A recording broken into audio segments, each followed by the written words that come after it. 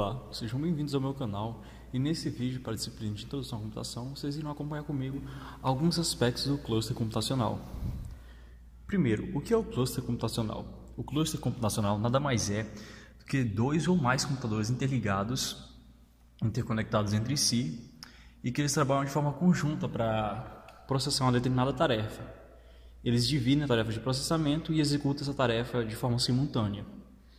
Esses computadores, no sistema de cluster, eles são chamados de nós.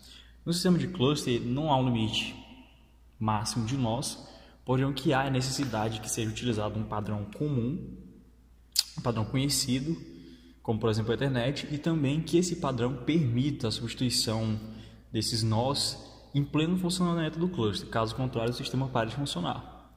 O que não é necessário é que as máquinas, ou seja, a máquina ou os nós, eles sejam modelos idênticos, modelos iguais ou da mesma marca, mas o que é necessário é que seja o mesmo sistema operacional para que o software consiga gerenciar todos os nós.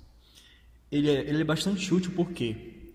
Porque ele utiliza máquinas que não precisam necessariamente ter alto poder de desempenho. Elas podem ser máquinas medianas, porém que em conjunto vão conseguir desempenhar esses processamentos que exigem alto desempenho de uma máquina, evitando assim um custo que seria comprar uma máquina tão potente capaz de gerenciar toda essa tarefa que exige esse desempenho absurdo de uma máquina.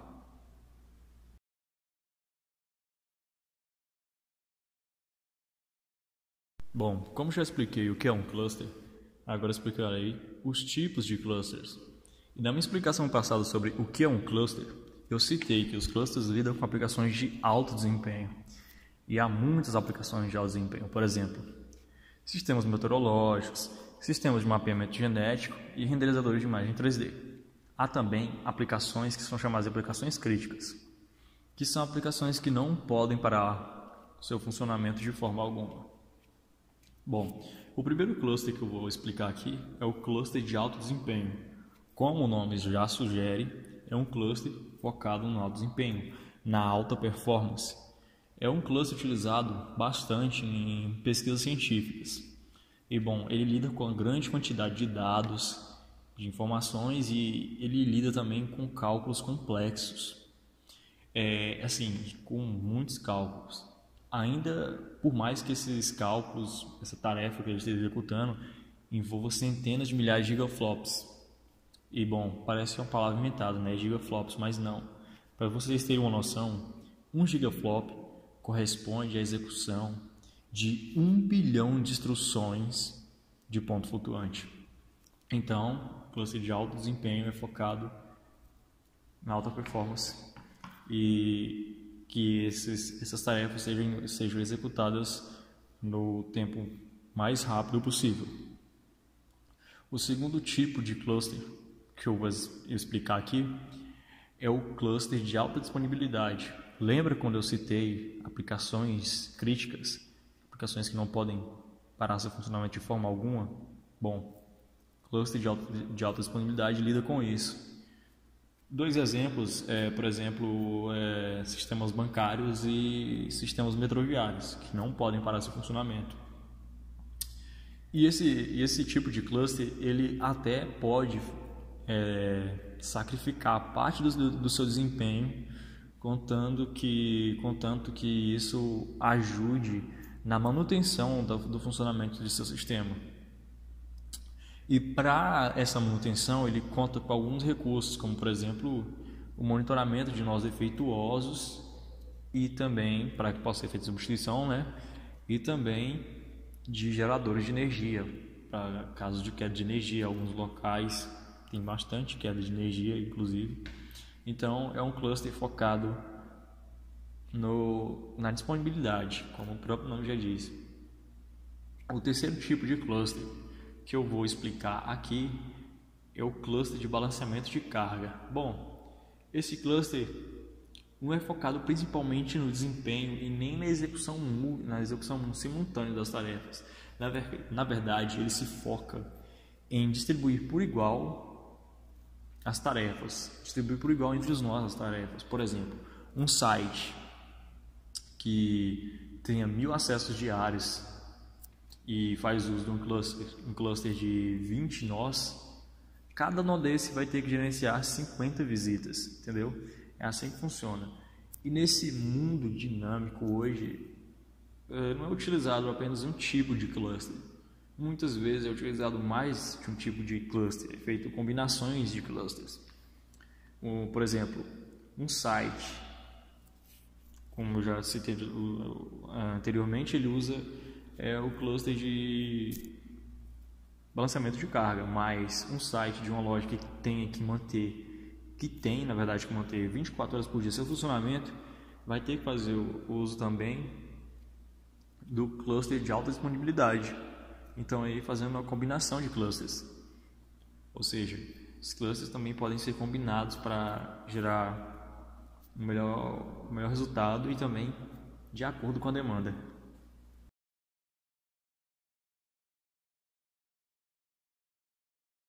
A respeito do funcionamento dos clusters.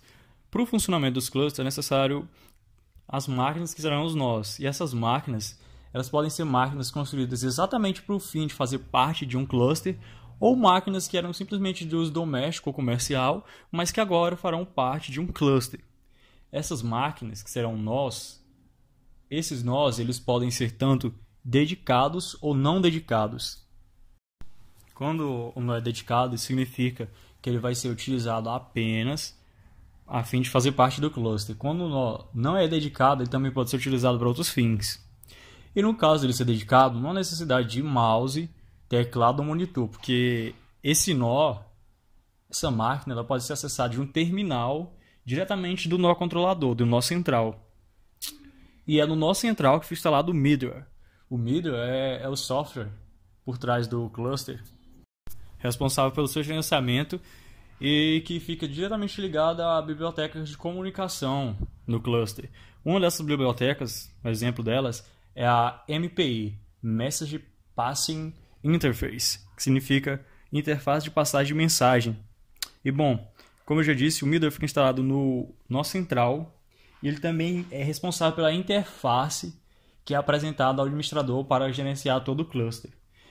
Outro aspecto também que eu já tinha citado antes é que para ficar simples e para não ter problemas e erros, é bastante necessário e recomendável que todos os nós tenham o mesmo sistema operacional.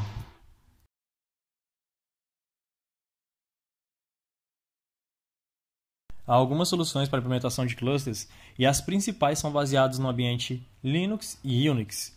A primeira que eu falo aqui é o MOSIX, que é algo como Multi-Computer Operating System for Unix, que em português significaria Sistema Operacional Multicomputador para Unix.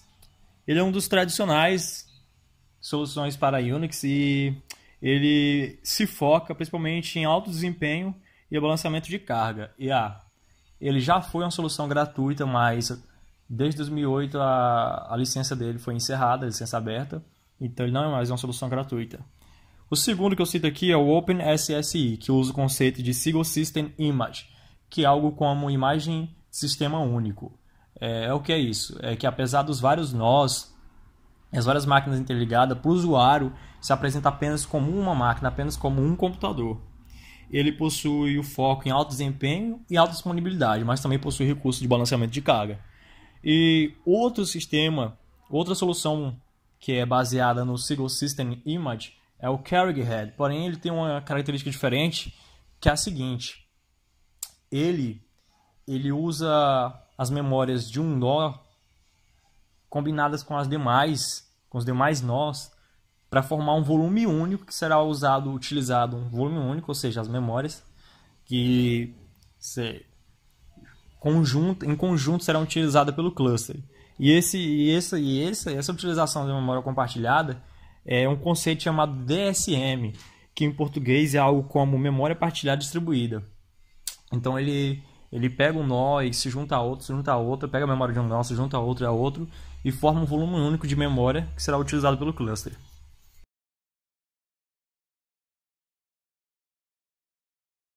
Uma das vantagens desse sistema de cluster é que, como você pode ver na explicação, ele pode pegar simplesmente computadores pessoais, domésticos, que podem nem ser mais utilizados e utilizar para esse fim. E ele pode ter o mesmo ou melhor desempenho que o supercomputador. E apesar de ele não possuir, não ser de fácil aplicação, mas ainda assim ele é mais simples do que de um supercomputador, além de ter uma manutenção mais barata. Além disso, você pode ir adicionando mais potência e mais componentes sem precisar interromper o sistema em funcionamento. Você consegue adicionar mais nós nele, e essa facilidade, toda essa facilidade é vantagem. Para custo e manutenção, como desvantagem, podemos citar aqui, por exemplo, como ele usa uma rede local, ele não pode usar nós que estejam distantes geograficamente. E também, se você for adicionando mais nós, quanto mais você for adicionando nós, vai complicando a questão da manutenção e do espaço físico, já que eles têm que estar todos num local só. E também a velocidade de conexão pode não ser tão veloz assim. Pode, inclusive não, é um ponto negativo.